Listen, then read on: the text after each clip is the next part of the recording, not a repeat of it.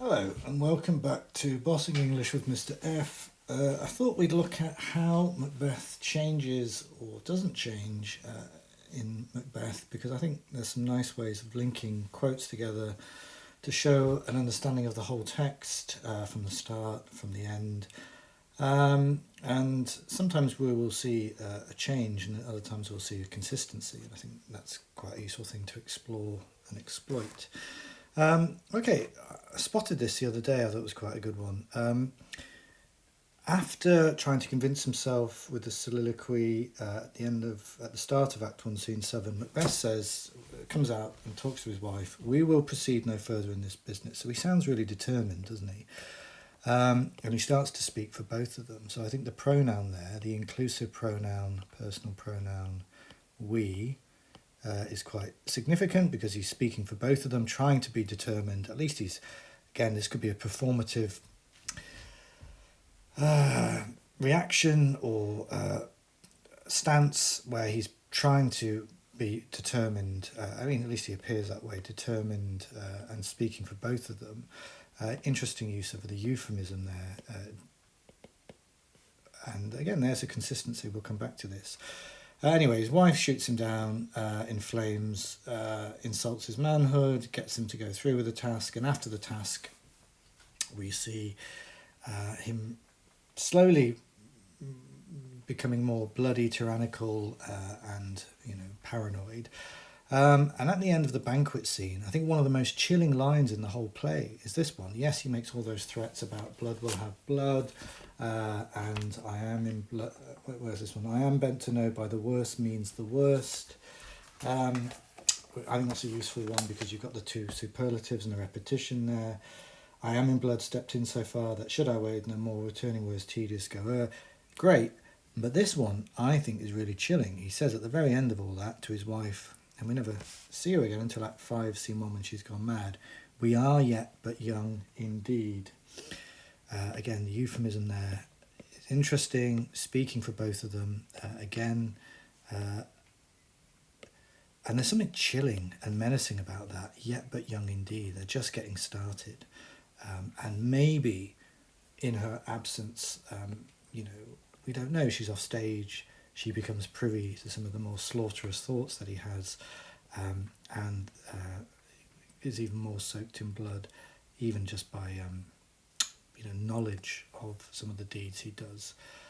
The Thane of Fife had a wife. She knows about the murders he's committed or had committed on his behalf. Okay, other things that I think are interesting, and again these are all linked together.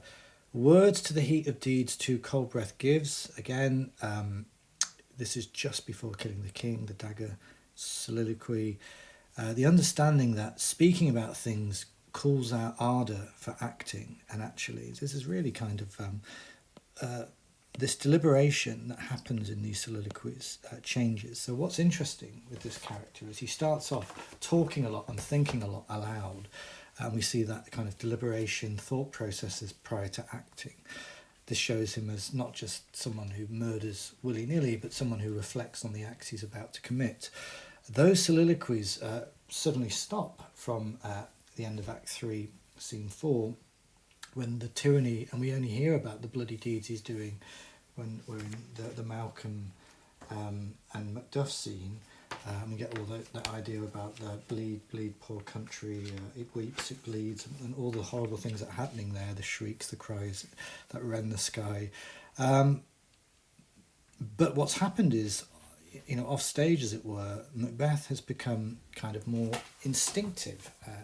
So instead of deliberating, soliloquizing, telling us what he's going to do, thinking about it, weighing up the pros and cons, and explaining, rationalizing his process like a Renaissance man.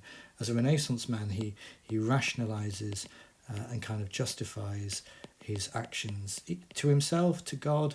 You could explore that in several ways. But later on, he's all about action and acting instinctively. So this is the shift that happens in his character. He becomes more instinctive. No more boasting like a fool. This deed I'll do before this purpose cool. He understands this here, and there's a kind of continuity there. But then look at how he kind of ramifies this here.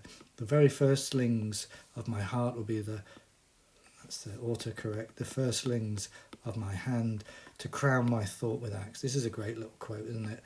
Because we've got the idea of, he thinks this is maybe what kingship is. Crown my thought with axe. I need to act and do instinctively, and we see that in some modern leadership where people react in a gut instinct kind of way rather than deliberating as he had done previously. To crown my thought with axe, not thoughts. Isn't that interesting? Like this metaphorical language of these thoughts crowned, with that symbolic totem of kingship there. Action is the thing that matters. Now, another bit of continuity I think is quite nice is this bit here. If we look at how he is at the end of Act 3, Scene 1, and how he is at the end of... sorry, that's right at the end. That's not Act 5, Scene 1. That's Act 5. That's right at the end, isn't it? That's 8. Excuse me. There we are. I'll change that there. Okay. What I think is interesting in terms of characterization of Macbeth is the continuity of his, this is kind of fate versus free will here. This kind of determination to take on fate and to enact his free will, even if he might ultimately being played by the witches and actually being a puppet on a string. He thinks he's got free will and he's determined to take things on and act, in spite of whatever fate has in mind for him. So he thinks he's, by acting and doing, that he's employing free will. Come fate into the list and champion me to the utterance. This is warrior speak to the list. This is a jousting competition, and champion me to the utterance to the last. So this is fighting words, but addressed to fate, to a concept, to destiny. Could fate even be a synonym for God? Worth exploring. Could, your most useful word on the exam.